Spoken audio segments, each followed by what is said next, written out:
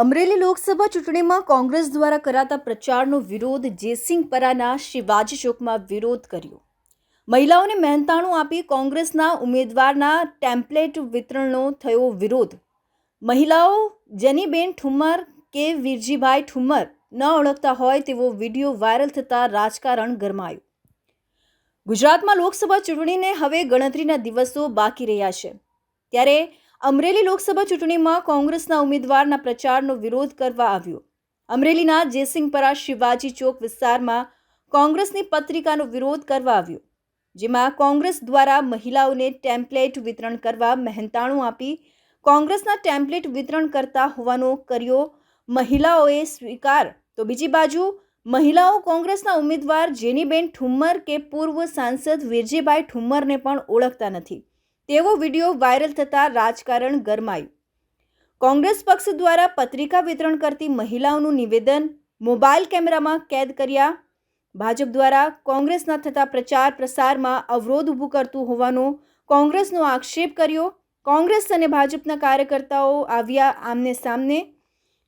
અમરેલી લોકસભાની ચૂંટણીમાં કોંગ્રેસ અને ભાજપ કાર્યકરો વચ્ચે રકઝક થઈ એકબીજા સામે આક્ષેપ પ્રતિ આક્ષેપો કરતા રાજકારણમાં ગરમાળો જોવા મળ્યો છે। ત્યારે હવે અમરેલી લોકસભા બેઠક કોણ હાંસલ કરશે તેવી ચર્ચાએ જોર પકડ્યું છે।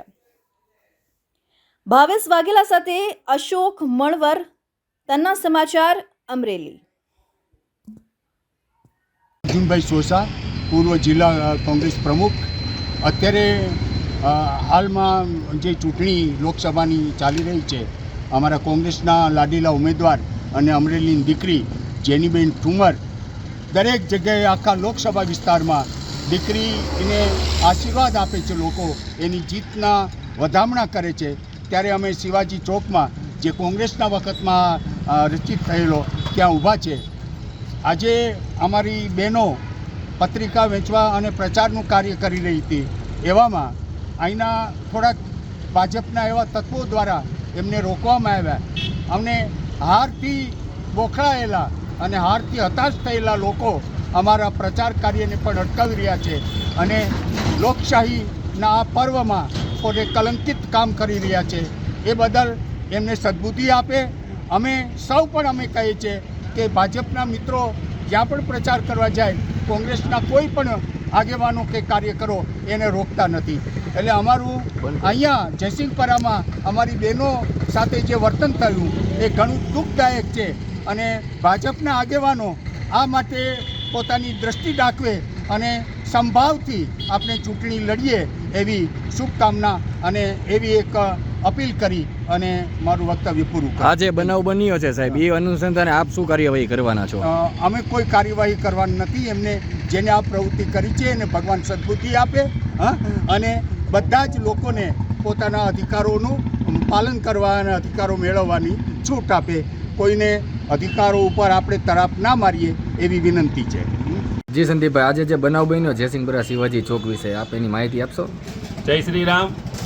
આજે કોંગ્રેસના આગેવાનો અને બહારથી પૈસાથી મંગાવેલા બહેનો દ્વારા જયસિંહપરામાં જ્યારે પત્રિકાનું વિતરણ કરી રહ્યા હતા, ત્યારે લોકો એને પૂછી રહ્યા હતા કે વીરજીભાઈ ઠુમ્મર જ્યારે 5 વર્ષ સાંસદ અને પહેલાં ધારાસભ્ય અમરેલીમાં રહી ગયા, ત્યારે તેઓએ અમરેલીમાં જયસિંહપરામાં શું કામ કર્યું તેની એક પત્રિકા અથવા 1 રૂપિયાની ગ્રાન્ટ આપી હોય તો એની પત્રિકા તમે બનાવડાવો, એ પણ અમે તમને સાથે વેચાડાવશું।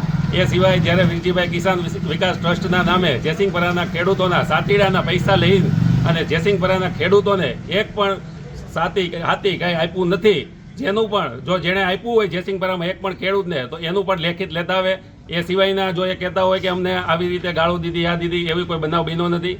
માત્ર ને માત્ર લોકો દ્વારા એને પૂછવામાં આવી રહ્યું છે, જયસિંહપરામાં વિરોધ થઈ રહ્યો છે કે વીરજીભાઈ સંસદ હતા ત્યારે 1 પણ રૂપિયાની ગ્રાન્ટ આપી હોય તો એનું લેખિતમાં લેતા આવે પત્રિકા, એ પણ અમે જયસિંહપરાના લોકોને વેચાવશું, સાથે પ્રચાર કરશું। આ રીતનો એને સાથ સહકાર આપી અને તેઓનો વિરોધ લોકો દ્વારા થઈ રહ્યો છે અને તેઓ હારવાના છે તે ચોક્કસ છે, એમાં કોઈ શંકાને સ્થાન નથી। અને અમારું જયસિંહપરા ભાજપનો ગઢ છે અને સ્વાભાવિક છે આજ દી સુધી આવડા મોટા વિસ્તારમાં સાંસદ તરીકે જેનીબેનના પપ્પા રહ્યા 5 વર્ષ, ત્યારે 1 પણ રૂપિયાની ગ્રાન્ટ આપી નથી, એટલે લોકો સ્વાભાવિક છે પૂછવાના છે, આપી નથી એટલે વિરોધ પણ કરવાના છે। બીજું કંઈ હતું નહીં, આટલું હતું। અસ્તુ, જય હિન્દ, જય ભારત।